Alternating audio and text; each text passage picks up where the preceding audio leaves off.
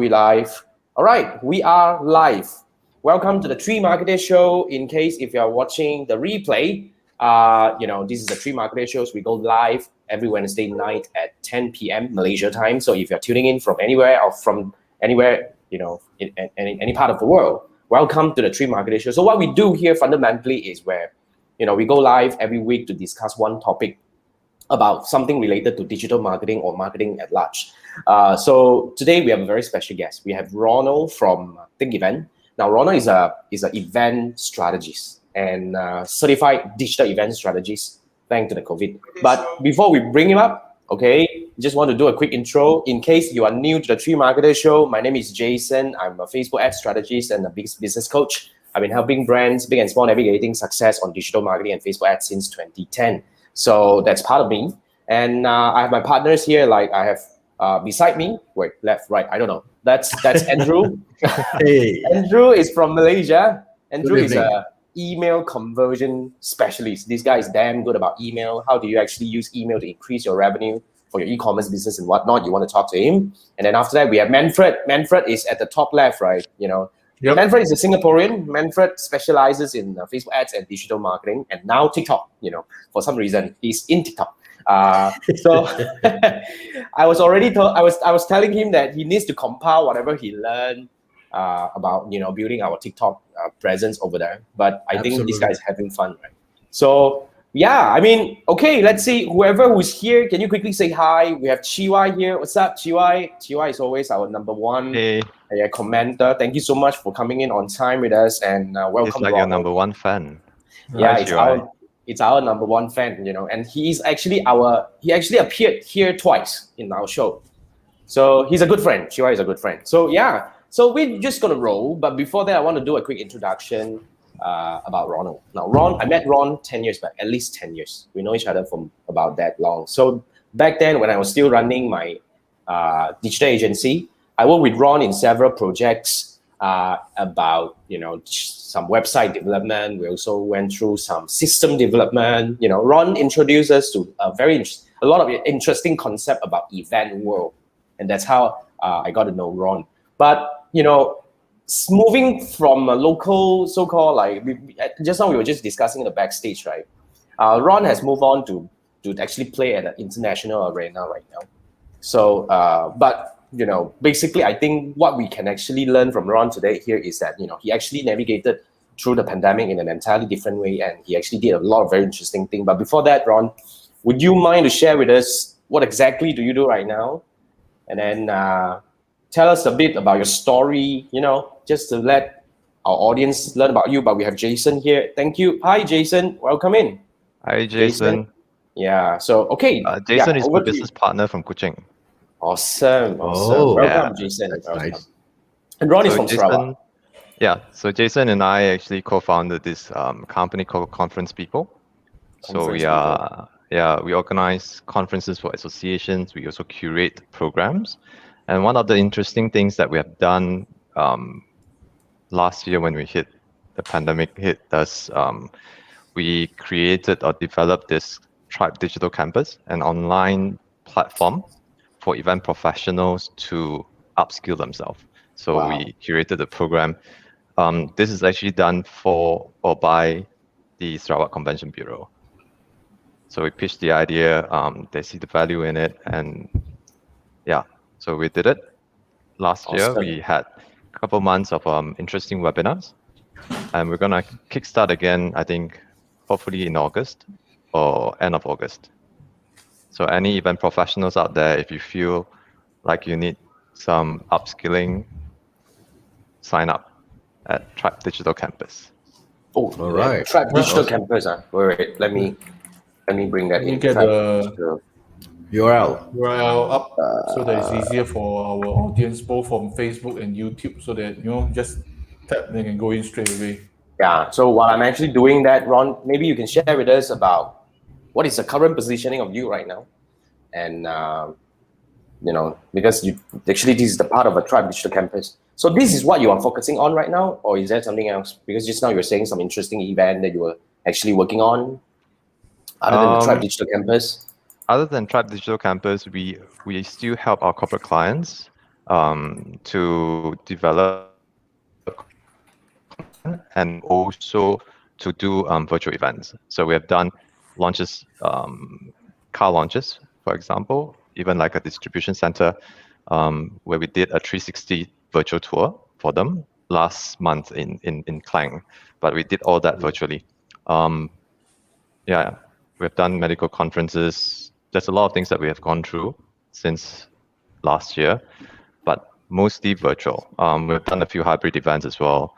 I think interesting things happen after the pandemic too. It's not all things bad about the pandemic. Good things also happen out of it. Yeah.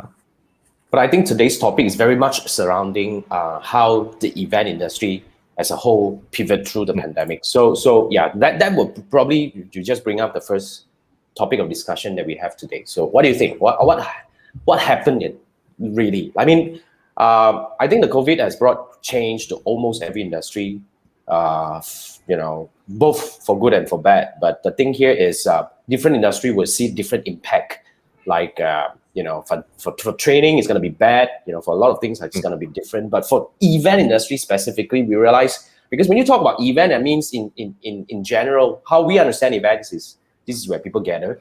This is where people come together to a place to attend, to actually do some talk. To attend some workshop and conferences and whatnot. That is essentially not allowed, at least for our part of the world. So how the event actually industry pivot through the pandemic so far? I think before we go into that, I just want to share that the event industry is actually very broad. We have companies that just purely do exhibitions. We have companies that just do FMCG roadshows, the roadshows that you see at the concourse of shopping malls and all that. Then you get conference organizers like us, and then you have wedding experts, wedding planners, etc., etc. But if you go into the whole ecosystem of the industry, it's actually beyond the planners or what people refer us to as agencies. We have the venues, the hotels, the AV vendors, the technicians, performers. The list goes on. So 18 months, I think we're coming into the 18 months of the pandemic. We see that the industry globally has pivoted from physical to virtual and now hybrid. Zoom was the word for 2020, but I think 2021 is going to be hybrid. And then along that, we have seen a lot of new roles or positions created in this industry. Now we have new position or vacancy that I don't know whether you have heard of them, but digital experience architect or participant engagement manager. Right. Yeah. Or I've heard of live stream showrunners. Yeah. So we have the virtual show callers, virtual producers. So we have virtual music curator as well, or even health and wellness manager. But I think one position or role that is crucial is called COVID-19 compliance officer. My goodness. In virtual events. Even virtual events, hybrid. These all would be hybrid, right? It will be for hybrid. So these are the new roles or positions that actually created in the industry during this pandemic. Okay. That's interesting. So in a way, it's already shifting. It is. Kind of look, you can't wait for 18 months for things to happen. You definitely have to make things happen. I think that's a good thing. I think the pandemic speed up the adoption level or the adoption rate of technologies. I mean, the technologies has always been there. What we are doing today is not much different from pre-COVID. Yep.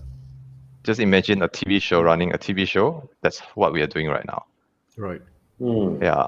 If you talk about augmented reality, virtual reality, or extended reality, it's always been there. It's been there before. It's just that things evolve a lot faster now. You get more new technology company, new event tech company, or event marketing tech companies that comes up every other day. And you hear some of them actually get funding, Series A, Series B, and they're doing really well. Yeah. So how about this? Sorry, Andrew. Do you see this as something that is permanent moving forward? That within a year or so, or probably, I don't know, when people have adopted to COVID, would this digital kind of level of engagement, or everybody would just drop thing and just go back to physical? I think, yeah. I don't think that's what people are worried, Yeah, I don't think it's going to. People were just going to drop it and go back to physical, because there are people who are actually used to the whole idea of virtual. Why hybrid is going to be the word for the year, or even for 2022, is because you still get a group of people who wants to attend event, but they want to be safe. They can't travel. So you still need virtual component within the event itself, even though it is a physical event. Okay. That's why we call it hybrid. I guess in terms of, it gives you better reach now that everybody is kind of like used to it. Definitely. Right. Yeah. From a commercial standpoint, makes sense. Yeah. Later, I'll be sharing with you some of the example of real case studies or real events that just happened recently. You see that the reach is a lot higher. Yeah, because you don't have the geographical boundaries anymore. That's one thing good about the whole thing right now, right? So, and when you talk about environment friendly, it's people don't have to fly. Less carbon actually emission. 100%, right? You don't have to fly, and you are still getting the content anyway. You don't need to be there to listen to the person to receive the content in a way, right? You don't have to print things anymore. No more badges, no more lanyards. Yeah. So much I think more saving. accessibility is one of the good thing that came out of this COVID. Yeah. Right. But that's something that, even if you talk about hybrid event and all these things, somehow or other is still kind of new to our local scene. I don't know about Singapore, but maybe I didn't go out that much anymore, so I'm not that aware of all these events or whatever hybrid events and all this kind of thing. But I think that will lead us to the next question or next topic of discussion over here. I would say for all these, how is Malaysia, players or so-called the local event industry adapt to the pandemic change compared to international players? Oh, that's a good one. Yeah. Yep. I always believe that the event industry people are resilient bunch. Definitely. And we learn to adapt very quickly. Like basically, that's our that's what we do. We solve problems, right? Right. So we have to be quick. So every country has different policies, and the number of cases during that time for every country is different.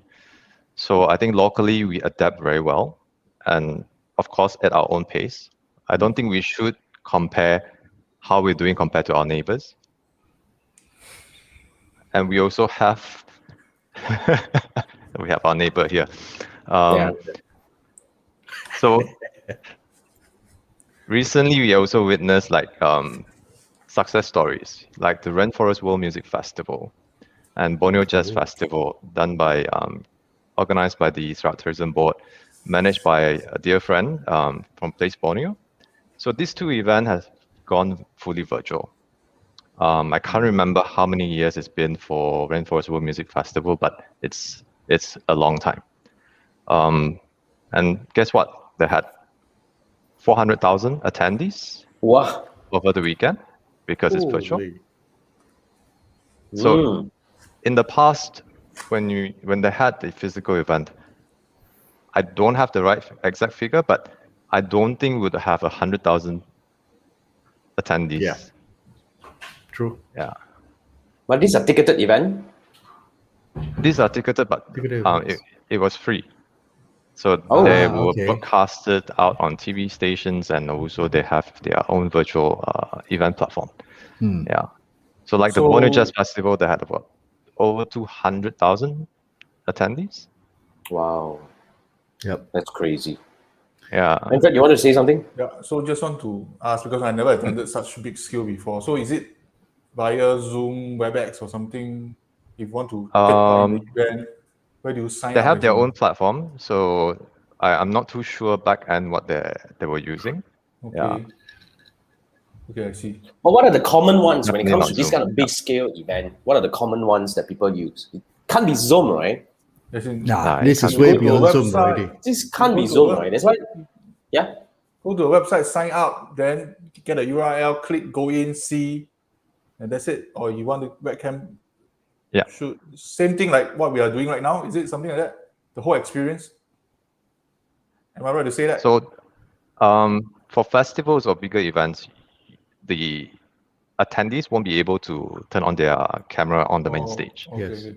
It's just a TV So broadcast. you can, yes, imagine a TV broadcast, but there broadcast. will be sessions or areas where what we call the networking lounge, where you can actually, as attendee, turn on your camera and your microphone just to network and talk to each other.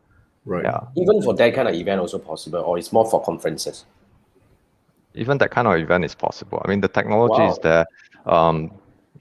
So there's so many, I believe there's more than 100 virtual event platforms. And since last year, I probably have sit in 60 demos of different platforms. Whoa. Okay. The Yeah. moment we only know Zoom and StreamYard lah. That's all. And Google we Meet. are like level 1. So what you have now is good enough. So I interrupt a bit. I'm interested in the networking part. So I've been through a few before. So I assume you attend to a speaker, listen to a talk, finish already. Then among maybe the 100 or 1,000 people, there will be a lot of breakout session. Automatically, maybe say example, one breakout room has 6 person. Example, so you try to network within the 6 person. Then maybe 10 minutes you swap to jump out another group. Something like that. Yes. Is it? You have that speed dating format where every 6 minutes or 10 minutes, then you will be, you rotate and join another group. Yep. So there's also feature where visually you will see there are different tables around, and you can actually join those tables and have discussions. Okay. And at the same time, you can actually label these tables. Also, the topic. Yes, with topics. Yeah. Okay. Oh, that sounds very interesting. It's seriously something that beyond my imagination. To be frank, I never actually went through anything like that. Yeah. The logistics must be. We can work together and organize something. Oh, definitely we are cool. into that. That'd be cool, yes. Especially our friend here, like Andrew, this guy's very excited about doing event. He came up with the idea the other day. We wanted to do this like 3 marketers and friends. I think I shared with you, right? Wow, we run it with StreamYard. Wow, I tell you, it's quite a crazy experience. Definitely something, and we want to seek advice from you about what are the things that we can do about that. Yeah, that'd be cool. For an experiment, yes, why not? I mean, life is short, man. So my next question is, when COVID started, then you have local coaches. They were thinking, okay, now they were struggling to go online because mostly are very good on doing physical events, face-to-face teaching and all these things. And while it opened up the so-called the doors to a bigger audience, what they also realized is it also opened up competitors from overseas, right? Majority of the participants, rarely go online, and the moment they got used to it, then they got exposed to different coaches and trainers. They realized that out in the world, there are a lot more trainers, a bit more bigger names and all those things. Would the same happen in your industry now, where, it doesn't happen to you because you're already playing on an international level, but the local players who have been good or strong in Malaysia or Singapore, and all of a sudden, now you've got other bigger players come in and doing the same thing, and at the technological level that is way beyond that. How do you address for local players? How do you meet? Because now the competition is no longer Malaysia. Yeah, it's global competition. That's a very good question. It's a very sensitive question. It's a very sensitive question. So the competition. Sorry, Ron. Yeah, but it's late night. Not many people watch. Okay. No, it's okay if you don't want to answer. Business, but I think, to whatever level that you can address this thing, right? Do you think the competition hits us a bit as like the local players? But of course, hitting us is one thing. Like we said, we are resilient people, right? We buck up really fast, and we can actually adopt all these things fast. I don't think it's a big problem. So I think price war has always been an issue in Malaysia industry, in Malaysia's event industry. Right. Yeah. As in anything. Just like any other industry as well. Like any it's something that we can't avoid. So to me, I will never go on a price war. To me, I will always show the value that we can add to the client's project. But I think to actually How help do you address level this- the up? level of service that we can Assuming, provide. yeah, right. So how do you level up the let's Sorry, go assume ahead. the price war, there's no price war, but then it's like, I'm playing football in a little field, and all of a sudden now I have to play with different national teams. your EPL there, Yeah. all of a sudden, It's like, what the hell? But I don't get to you- play football at all. Yeah, but you have to also think that now the market it's Bigger. limitless. Yeah, that's true. Half of our clients are non-Malaysian still, so we still run virtual events or even webinars for our Right. clients who are non-Malaysians. So with virtual, you're not limited to where you are. So it's the same thing when I share with my peers in Sarawak.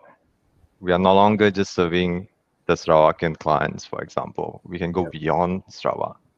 Likewise, we can go beyond Malaysia. What is stopping you? You don't have to see your client in their office because they don't go to the office anyway. They work from home.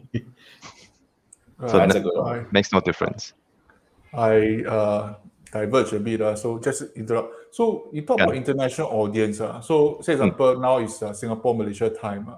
You're going to have difficulty attracting the US audience because the time zone is really opposite. So these are the challenges. How are you going to overcome and attract the US audience or maybe the European audience to come to your virtual event? So there is no, so far as what I know, there is no right formula of hitting the right time zone where every time zone will be able to watch. So you need to sacrifice one or two. Okay. You can't have it all. But the good thing about going virtual is that you can actually curate your program where your keynote speaker can appear twice live, for example. Or, all the sessions are on demand. So if you know that you will have less market in, for example, in US, you have more market in Europe. Of course, then you focus more on the European time and the Asia time. Yeah. Definitely the time zone, Singapore, China, and Malaysia, and of course Australia. The time zone APAC you is have to easier. that one you definitely have to serve. So you have to choose either or. Okay. Yeah, Then do you your either or is always the US market or the Europe market. So do you do records of replay? Say example, make it 24 hours. Then maybe you serve the Euro one, then you do the replay for the US audience. Will that work or not? Say example, I That will work. invited you to. So we have seen that. Okay. Yeah, we have seen that as well. We have seen that. We have seen people trying to do 24 hours role, and then the recording you can still watch it after. But most virtual events are all recorded. As you stream live, you will be recorded anyways.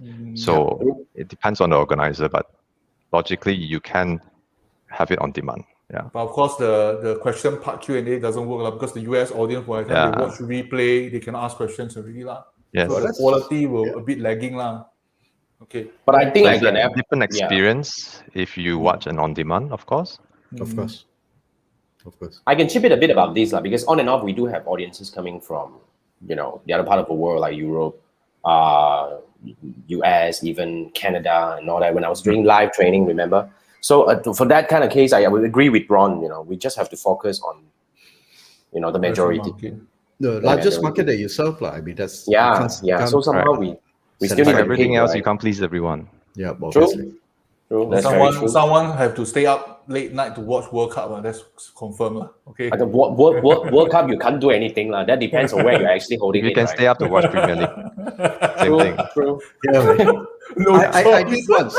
I did once watching all the World Cups. That was like many years ago. It's like when I was younger.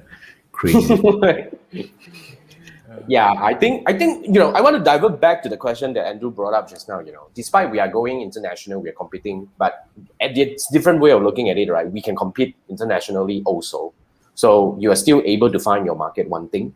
And the other thing here is, even you are competing with the international players, but one way or another, we still have the local, so-called locality kind of like whatever it is, right? That people may not understand. Even international players, they try to come over, they may not understand our culture. Correct. So that will actually add certain, barrier of entry, even though they have a better price, even though they have a better technology. For some reason, I believe everybody will still have their way to actually, thrive in the market. But that's where your Tribe Digital Yes. Campus come into play, right? To help local players to so-called level up and gain the necessary experience. Yeah, that's a very interesting Tribe Digital Campus. So guys, if you are only for event players, Ron, or is it open for anyone else? I mean, it's what open are to the everyone, but then criterias? the content is very driven towards events, associations, and Right. events. Yeah. Association and events. Yes, I think that's the keyword. So guys, anyone, please share with anyone who needs help. As in, this is a very good initiative, I must say. So because that's So where we actually have come in. the on demand for last year's sessions, so they can learn about, for example, if they are from the association, they can learn how to gain more revenue during pandemic, for instance, or how can they level up in terms of the branding and image. And I last year was the right time because everyone sort of have more free time. So Now still, we still Not really. Not really, right? Last year was the honeymoon year, but Not to year say was honeymoon, more kind of like a lost year because we do not know what to do and we were waiting for things to come back. We believe that it will come back, and we were wrong, right? For so many years, for so many months. But let me actually go back to the comments. I actually missed that now. And Chiwa was saying there are also some holding areas or rooms of different categories for attendees to mingle. I believe yes, like what Ron was saying, you can pick rooms or you can actually do the kind of like a speed dating thing, right? But that's a good one. I personally never experienced. Maybe you'll do something, right? Chiwa, are you excited? We want to do that, right? And Intan was saying, Intan say hi. Hi, Intan. And Chiwa say hi, back. Intan. Yeah, thanks, Chiwa. And we have Ao Yong here. Whoa. Ao Yong say, that's a long one. That's why I wanted to bring this up. Kind of like need to read a bit. And both of us got sunk. Cannot see our face. Now you see my eyes can already. Never mind, man. We are not Price important. war. Okay, so price war is question is definitely important. something happening in an event. Some say agency struggle. I think the client these days does not appreciate as the budget is way too low. As such, the rate is really going lower, forcing our agency to throw price. Just point of view. I think that's a very interesting point of view. What do you think, Ron?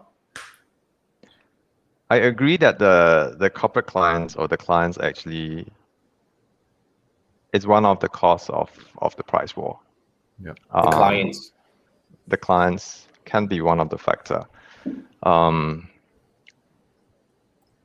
How should I put it? Well, I think it's just addressing. I mean, he's just sharing his opinion. I think we just have to look at that. But Ao Yong has a question anyway. That's a valid one, anyways. Yeah, that's a valid one. So I, respect that. But above the line or below the line advertising. Event is 400 below the line session. That's something that definitely Ron would have to step in. I would actually consider that as a below the line. Below the line? The BTL. But maybe we can get a bit of 101 from you. What is ATL? What is BTL? In case our audience needs a bit of like a 101 over here. This is above very advertising. Above the very line. advertising. This is not event. Yeah, not events. This is not event, Ao Yong. Yeah. But I think it's prior also, to COVID, it was below the line because it's fulfillment. But I think with COVID in place, I think it's moving towards more above the line because if you don't do this, you're like not going to get TV hurt. show. Yeah. You don't get seen, you don't get hurt, you don't no longer get in the minds of the audience. Agree. I think that's a transition. I think that's a valid one. Yeah. Something that Andrew, I'll research on. Yeah. Good Andrew question comes from advertising, way back he was in actually the newspaper advertising part, right? Yeah. So that's my past life. That's past life. But thanks for the question, Ao Yong. I hope we answer your question. But I think just to add on to Ao Yong's question, I think Jason, we had this discussion before, during COVID, and Rod is a very clear example. The world is your oyster now, and if the local players or the local market is kind of constrained, there's nothing to actually stop you to go international. Or even regionally, you don't have to go international. Regionally, Asia has about 600 million people. They are quite close, and the culture is similar. Yes, language is slightly different. But if you open up and look at, or any local players look at the world as your market, then you can compete, because out of 7 billion people, there will be somebody who would fit your price point. Question is, how do you get your word out there? I agree. Yeah, Manfred. I'm not trying to be a wet blanket here. Based on the e-commerce past experience, using e-commerce point of view, you say Southeast Asia, all various countries has their own little norms and cultural barriers. You want to enter Thailand, you want to enter Vietnam, or you want to enter Philippines, all different ball games. It's not easy. Okay, but I'm not saying Andrew is wrong. I'm just saying that the direction is correct. But when you go down to do the execution, it's a totally another story already. Right, Ron? Will you agree, no? I think that's where collaboration should come in. Yeah. So we have we have offices in Singapore, Bangkok, and also Seoul, South Korea. So if we have any event in these cities, we will have the offices there to handle. We will have local, for example, in Bangkok, we'll have our partners who are Thai, who can speak Thai, who will manage the clients in Thailand. But recently, we also have requests to do recordings and all that, the green screen recordings in Europe. And because of the network of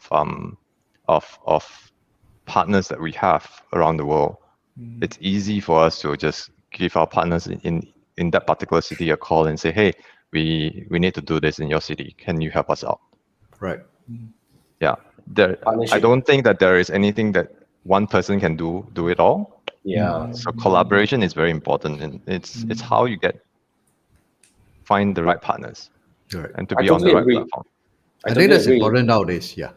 Partnership, collaboration. I totally agree. Like, to address Manfred's question, anyone who wants to enter different market, you don't really need to enter yourself. In a way, you can just find somebody to actually partner up. Like recently, I received a lot of inquiries. Anyone wants to want to be a distributor for Singapore market, Malaysia market, for some of the very premium so-called products, you can talk to me. I have a few on my hand. Wants to look for local partners. I forgot to announce this among my community. But nonetheless, if you're in e-commerce and you're open to bring in some of the good products or established brands from Philippines, at the moment we have a few. You can talk to me. But nonetheless, collaboration, I think that's the key. I think we want to bring back to the topic, very much to the digital part of the event management kind of thing. I remember the other day when we were having our chat, right, Ron, you mentioned a lot of people kind of like mixed up between virtual event and webinar, because they were thought that, by doing webinar or Zoom webinar kind of thing, it's already a virtual event. But you sort of like gave me a different definition. Can you actually help us a little bit? What's the difference between these things? I thought it's the same. I thought it's the same.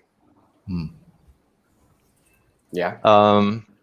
Okay, not everybody will agree with the way I interpret it, but it's your show today, so it's fine. If you disagree, then I'll as you know, whoever out there. Webinars are essentially online seminars. That's how you get webinars, right? Okay.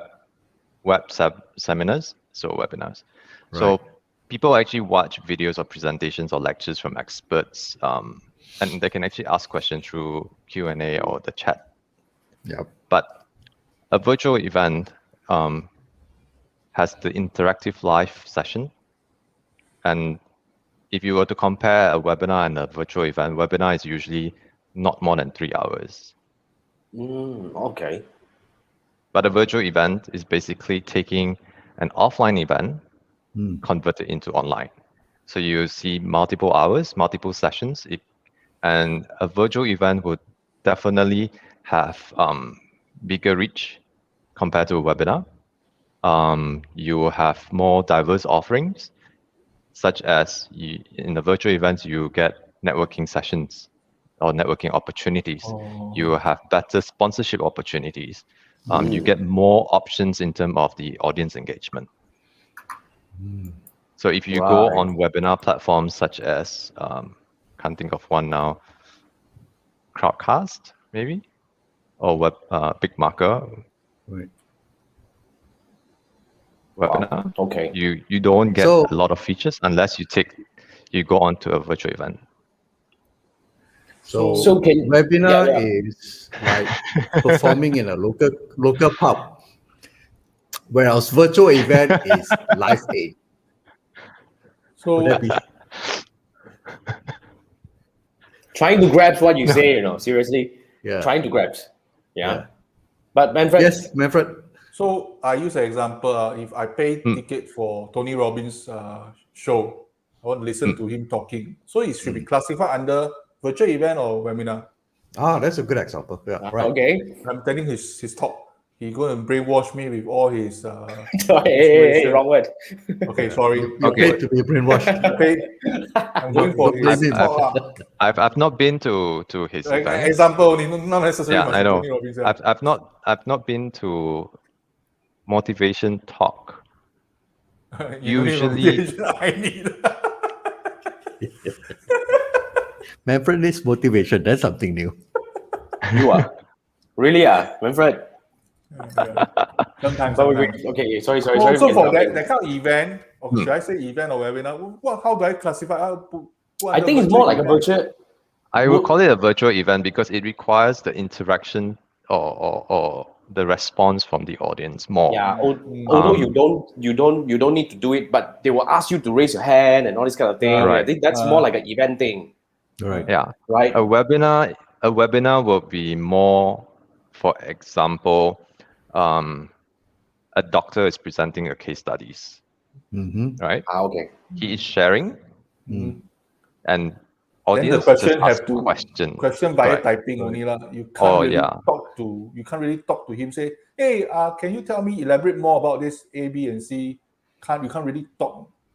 There Under a are platforms that allow you to do that, but Right. Uncommon. essentially a webinar, no, you have Webinar, very the style limited- is still okay.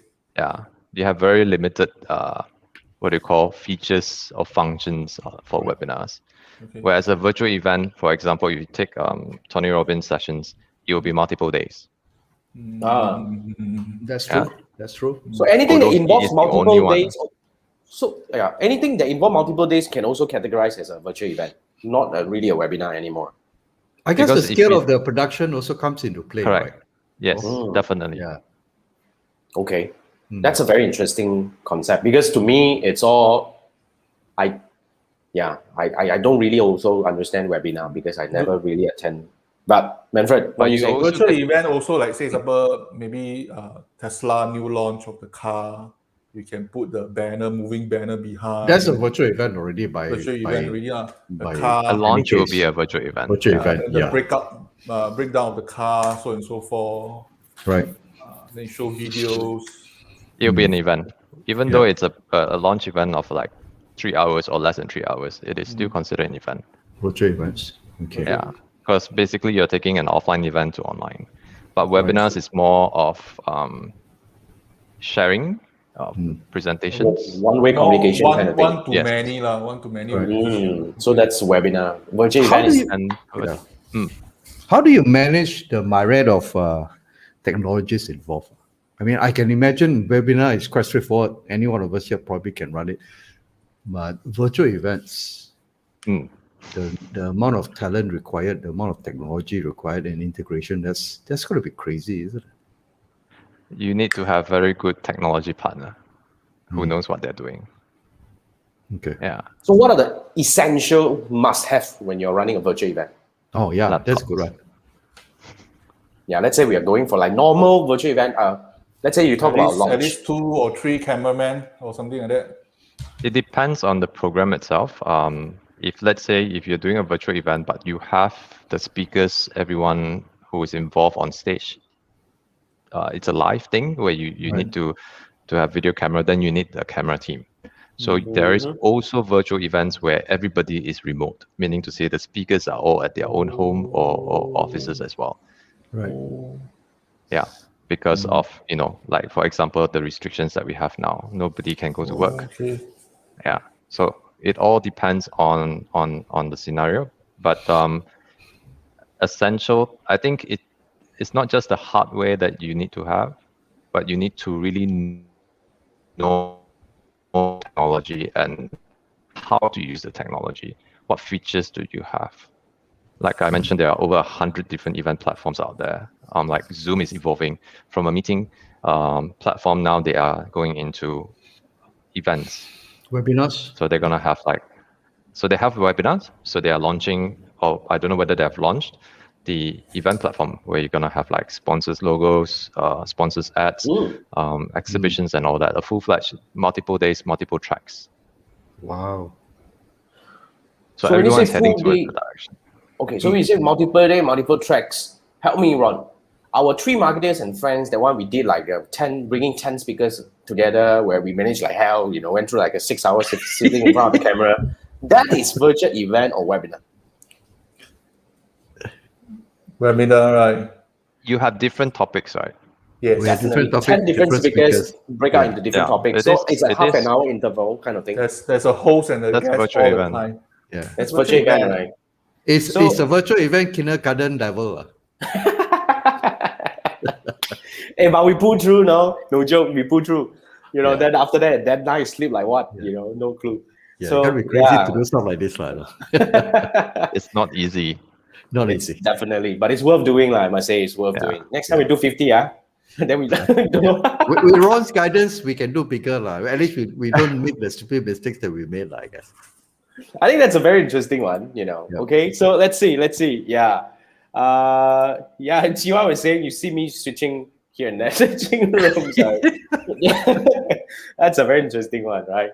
Yeah. I think you can have 6 hours per day, but you just need to have the right platform. Chiwa say it's a marathon, right? So yeah, we did live marathon in a way. So that's a crazy one. Anyway, we have a few things coming here. So we have Fiona saying Fiona miss working in event. Wow. Okay. So that's the good one. Well, I miss working in live event. Yeah, and Aoyong is saying attending live events too. yeah, attending is fun. So Aoyong is also saying he's looking forward to the traditional event that can be back, to save the event industry, especially more than 300 packs, big small agency in Klang Valley alone, right? 300 packs, 300 big small agencies. Oh, there are that many, 300 plus big small agency in Klang Valley I think alone. we have more It's a than lot, yeah. Oh, We have a lot of Wow. event I companies. didn't know That's that. a lot. That's a lot. And then Jason came in and say another way to look at virtual event is small layers on ongoing activities. Okay. Network engagement, Correct. main That's stage nice. stuff. Okay. Yeah. Thank you, Jason. Yeah, I think that's a good very one. that's a very good one. To help us understand this thing. Anyway, thanks everybody who participated, and I want to really bring back to the topic over here as let's see how many we have actually covered. So we talk about the virtual event versus webinar. Oh, I heard you mention this word at least 4 times now. Oh yeah. Yeah, 4 times or 5 times. I was. Let's dive counting into this really one. let's dive into this. What the hell is hybrid event? Right. How does it work? Runs on electricity and fuel. Okay. Okay. Let's take Wimbledon 2021 as an Okay. example. Okay. Oh, No, okay. I would love to be there in person, but Right. I'm also comfortable watching it at home. So that is more or less a hybrid environment. How is it so? So Olympic as Because well. you have audience, not the current Olympic, because the current Olympic don't have a physical in-person audience. Right? Oh, okay. Yeah, the stadiums are empty. Yes. Yeah. So if you look at Euro 2020, the recent football. Sorry, I'm not a football person. No, Or not yet. any sports tournament. Okay. You have the live audience who is at the stadium. Yes. You also have the home audience who is watching. As in So- anything, lah. Like Yeah. Is it you watch anything? any live It's all about events, EPR is also like that, and all this. I kind was of watching things the also like Euro. that. I was like saying, "What the hell, man? People are out there mingling without masks, and here we are cooped up at home. It's what? Yeah, and is wrong with this 17,000. world, Right? What the hell? So you 60, can 70,000 people. Yeah, Yeah. I think that's how I would explain hybrid. Okay. Right. But is there a difference between watching live on TV with this? Watching Of at course, home? You be there, then you feel that, man. If you watch live on I see. TV, then you're like I said, sipping wine and if all I'm that. watching Wimbledon on TV in the pre-COVID days, what's the difference? I don't get it. Actually, it's the same, right? Hybrid didn't change much, right? I would say, in a way. No, I think maybe just to give you an example, So you guys probably heard of Russell Brunson. He has his annual funnel hacking live. Uh-huh. Previously, it was a live event. That means 3,000 people converge into a venue that he chose in US from all over the world, and then you attend an event as in any other seminars and all the stuff for 3 days or 5 days or something like that. And this year, he's doing a hybrid event where you have people coming in for that price ticket. I think it was 1997 or something like that. And also, you have people who can sign up for the virtual event because they cannot travel. The price is still the same, 1997. So you get to watch. The camera is basically capturing it live for you, but at the same time, you also get to network with people over on the stage, and also people attending it live through stuff like breakout rooms and all those things. So that will be a clear example of a hybrid event, isn't it? You have Is it hybrid or virtual event now? it's a hybrid because you have It's a hybrid. virtual Yeah. audience and you also Yes. have in-person audience. Right. Yeah. Okay. Because US can go to events now, ma. US There's can. no restriction. So US the can. US folks can go and attend the event live. The people like us in Asia or any other parts of the world, we will pay the same price, but we will watch through the virtual environment. But we get to interact with as if we are there. Yeah. Correct. Yeah. So the interaction part is the one. So Intan actually says this Siaran Langsung, which is like a live broadcast, similar. But what Andrew say here is, when you're actually watching just live, right, you're missing the interaction part of Yeah. the You're just whole thing. watching. Yeah. So But you're participating as well. But that will also make a virtual, as in like a hybrid event. As long as, to understand from Ron's perspective, as long as you have a, live audience versus the so-called the tuning in audience, that makes it kind of like a more or less a broadcast. Hybrid. Hybrid. Yes, but then you must be able to allow the in-person attendees and the virtual attendees to also connect and network with each other. And then mingle. That's important. That's That's important. key because in events, I think the key thing of the main point of attending an event, besides the knowledge, is actually the networking. Absolutely. Right. Absolutely. 100%.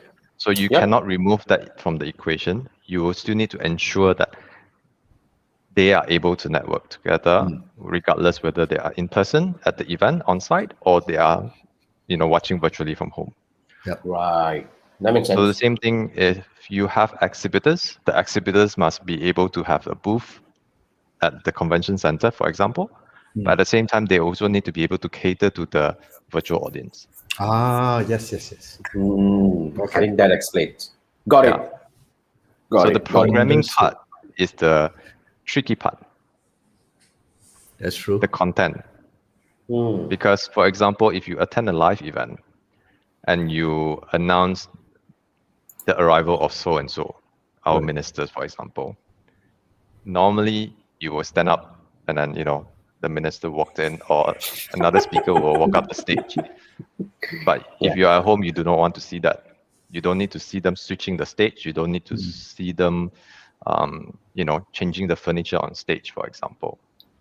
Yeah. So what are you going to give to the virtual audience to see?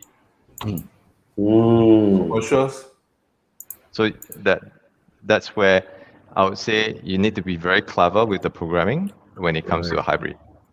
You don't want to make it boring for your virtual audience. Like, okay, they are moving the chairs. True. Correct. True. Correct. Yeah. And Jason was actually chipping in and said that in a sporting event, you can't beat the live experience. However, home audience would have better camera angle. For sure. You won't be able to do this kind of like bird eye view and whatnot, right? But which you can't see in a stadium, okay? Unless the stadium has devices, just like F1, same goes to hybrid. Both set attendees need to be taken care of. Okay, that we got it. Thanks, Jason. Yeah. And then Intan was saying, like Siaran Langsung, which is the live broadcasting, has no interaction with audience, but hybrid has an audience, has interaction. Absolutely, That's correct. correct, Intan. That's correct, Intan. That's correct. I think that's something that we I actually never heard of. Kind of like hybrid event. Not Never thought of easy it, to but set up, no. Not easy. Well, that's why you have people like Ron here. that's why you have Ron. Not us, not the three of us, man. Yeah, cannot. I'll And be you doing also have one hybrid- stream. Yeah. Sorry, Yes, Ron. you also have Sorry, But- you break a bit, Ron. You need to come back. Yeah. You One more time. all right. Can you hear me now? Can you Yes, repeat? okay. Yeah. Can you repeat One more what you time. said just now? So there's also hybrid event where it happened concurrently in different cities. Oh. So you do like a siaran langsung, but Right. cross. Wait, Wow, how did that happen? how? I mean, I don't get it. For example, the Asians can travel within Asia, All right. Yes. but you also have a group of audience in Europe. Okay.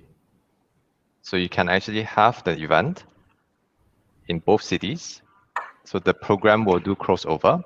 There will be certain segment that is actually hosted on the stage in London, for example. Right. For you. And then there's certain program, it will be hosted in Bangkok or Singapore. Right. Like New Year countdown.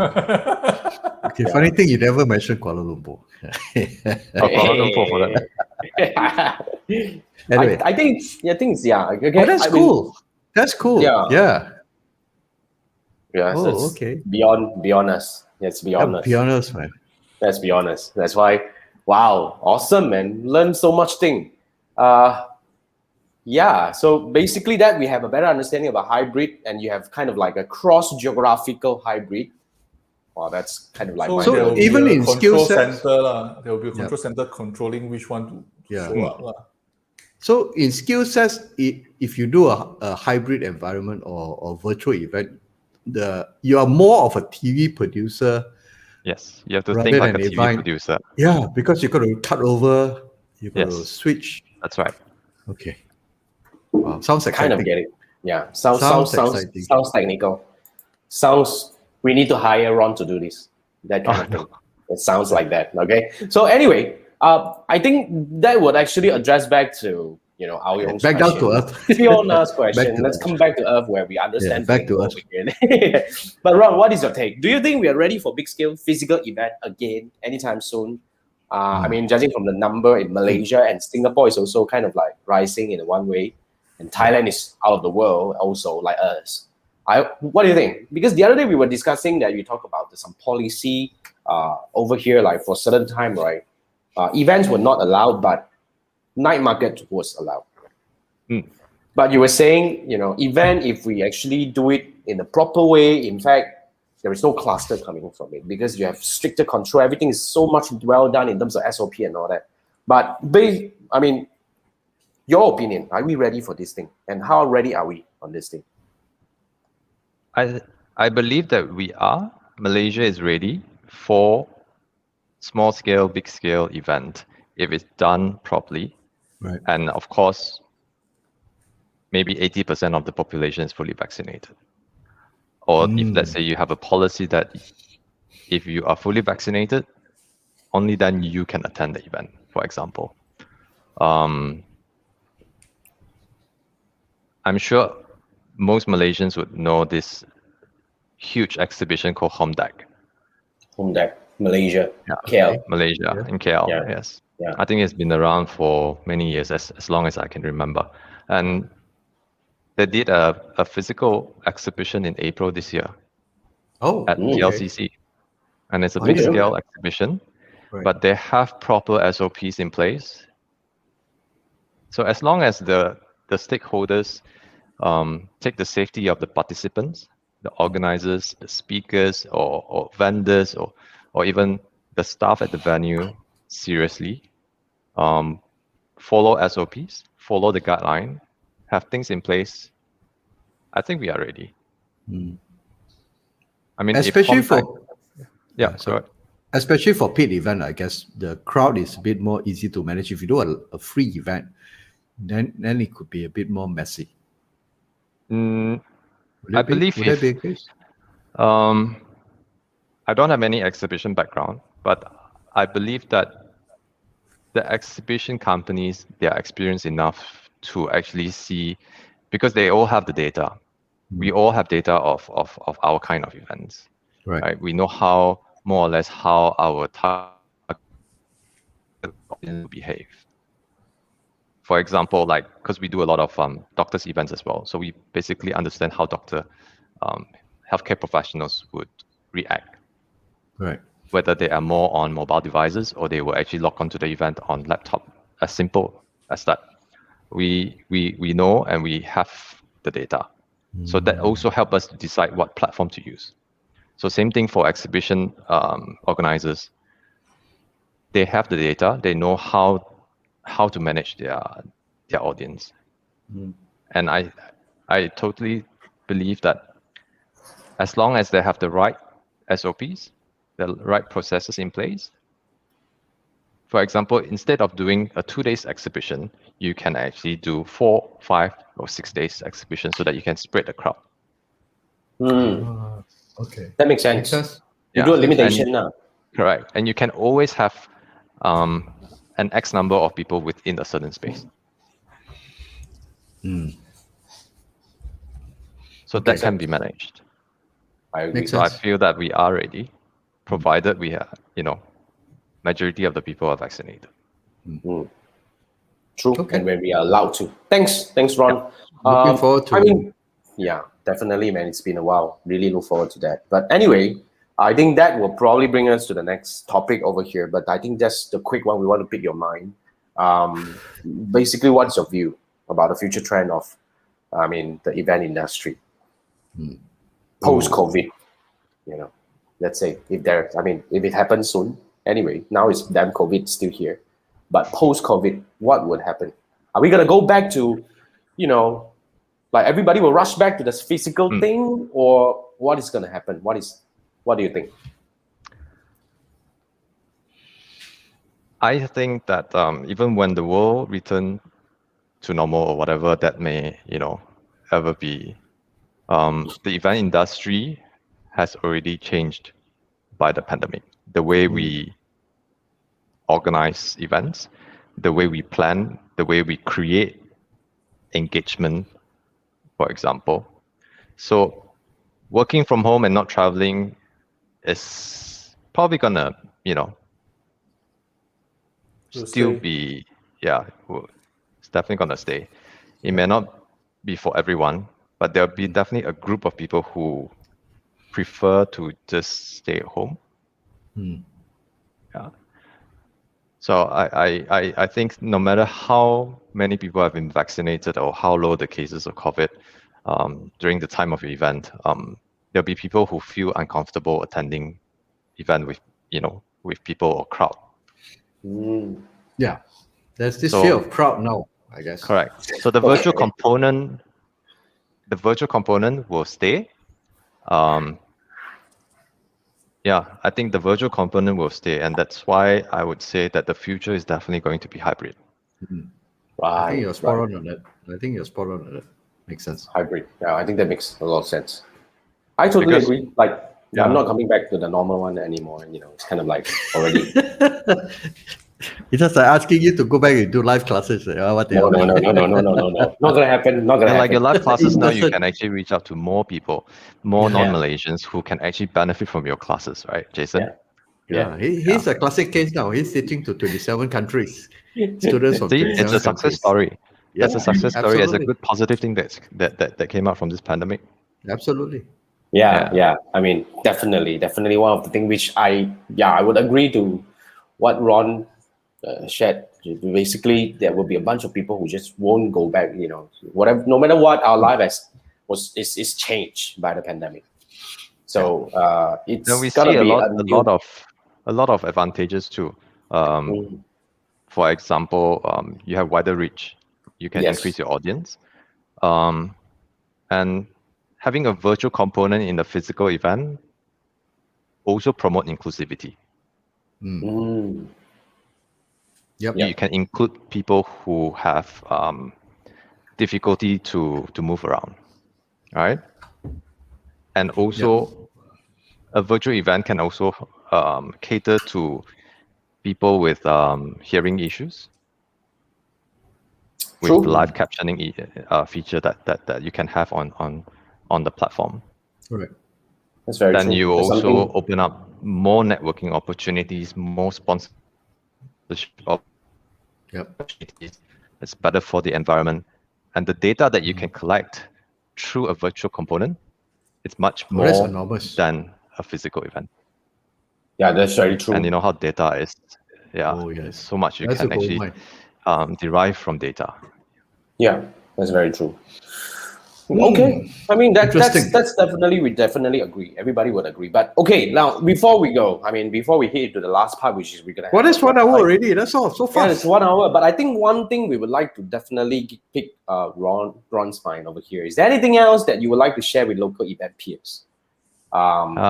Be it be about change, be it about whatever it is. What would be your any opinion sharing and whatnot to the local peers? I'm a true believer of collaboration. So reach out to, potential industry partners and find the right one and collaborate. I mean, it's not easy to find a good partner or the right partner. So there's always like a dating courtship between two in order to find the right partner. So collaborate. I think collaborate will be the key thing to help us to get through this pandemic. Leverage on each other's strength and also experience. And I think now is the right time to upskill, learn, unlearn, and relearn. And last thing, I think it's take care of our mental health. Oh, I like the last one. That's take care of the mental health. All right, I think that will bring us to the the last part of the show, which I want to quickly bring up. There is an app that during our little chat the other day, a quick chat, Ron shared one very interesting so-called app. I haven't really started using it because I'm just gonna put it there, and I wanted to start after Ron shared with us. But I'm gonna bring this up. Maybe Ron, you can help us understand a bit about this thing, like what it does, and So I don't know how to pronounce this. It sounds like I think it's called Oh, MMHMM, like Oh, that's like let me actually this is the website of the week. But Ron, what is this? yeah. Make an impression on video. Right. Basically, it will act as your virtual camera, and then you can actually have, just like Zoom, you can have different virtual background. Okay. But at the same time, your slides and presentation can be on your background as well, and then you can actually go into a different different shape. I think there will be Different shape, as in like this. where you will be in a circle on Okay. Okay. overlay on your slides. As in like you can choose wherever you want to show yourself. Oh, well, that's new. Well, that's cool. You can actually make your Zoom meeting more interesting too. Yeah. So it's not just Zoom, right? You mentioned that you can also use this to come live on StreamYard. Yeah, because it's Yes. a virtual camera. Yeah, it's a just virtual cam. it's a camera source. Yeah. So instead of you- connecting to your webcam, you connect to this one. But you need I to think- have a more powerful computer or laptop Right. I think because mine's you're on a running couple. to It's almost like Ecamm Live already. Something similar to Ecan, right? Similar Yes. to Ecamm. Yeah. Yeah, but I think it's a lot more interesting because it allows you to overlay your slide at the back. I think that's Yeah. one I. Yeah. So Ecan also So can do that. Microsoft Teams started that now. They just Okay. launched. Yeah. And it's not that very expensive. I think it's very interesting. Yeah. Like how much would that be? $8 a month Oh man. for 1 year subscription is like no brainer, man. Seriously. Yeah, I'm going to try it out. Yeah. So I think But this there's is a lot very of filters that you can play with as well. Yeah. Oh, you check that out. You can actually let Yeah. the slide So come out. that's how you. Wow, that's Okay. quite interesting. Okay. And we have a new toy. Now you got me Andrew has a hooked. new toy. Now you got me hooked. Yes. Okay, Besides so drawing Try the on free air. one first. yeah, maybe you can it's try just the free wrong. one first and play. The with it free out. one you can use for an hour a day. Oh, that's good. Ah. That's That's good. good enough. Like Yeah. for my half an hour live, we can use that. I think We can, we can do that for our live. the half an hour you one. know. That'll be cool. Okay, cool. So that's the Compatible website with of the week. WebEx also. Yeah. Yeah. Courtesy. Ron, of thank you so Ron. much. Yeah, thank You you so much give for us a sharing new this. toy. That's a good one. So, all right, that brings us to the end of the show. So this is a Three Marketeers show. For those who are staying up to now, thank you so much for staying. If you're watching the replay, you're actually watching the Three Marketeers show where Andrew, Manfred, and I actually goes live every Wednesday night at 10 p.m. to discuss one topic about digital marketing and beyond. So I am not sure who is our guest next week, but nonetheless, stay We tuned will on have somebody. Yeah. Yeah, we would have somebody, usually we have. But if you don't have somebody, then we will get into even more interesting discussion. Because when we don't have somebody, that means Facebook. the three of us talk nonsense even. I mean, anyway, so Right. remember to subscribe to our YouTube channel if you're watching this from YouTube, which is my YouTube channel, or you can actually watch it live on my Facebook page. You can look for Jason Gunn. So that's where we go live every Wednesday. But you can also follow Manfred and Andrew respectively on Facebook and everywhere. And that's where we actually go live. And thank you so much for tuning in. Thank you for joining us, Ron. Thank you for sharing. Thank you for having me. We and Ron are going to go backstage and scheme for a virtual event. Yeah, I'll probably scheme for something. I don't know. Maybe the next Three Marketeers and Friends will be something more interesting than the damn marathon where I run around like mad, right? So okay, and we have Jason here. Thanks for joining us. Thanks, Jason. Jason, and Thank you we for look the forward support, to. Jason. Yeah, we will actually definitely learn a lot more from different people and each other. Thank you so much, and we're gonna end this one, and we're gonna go backstage. And guys, see you next week. Bye. Bye.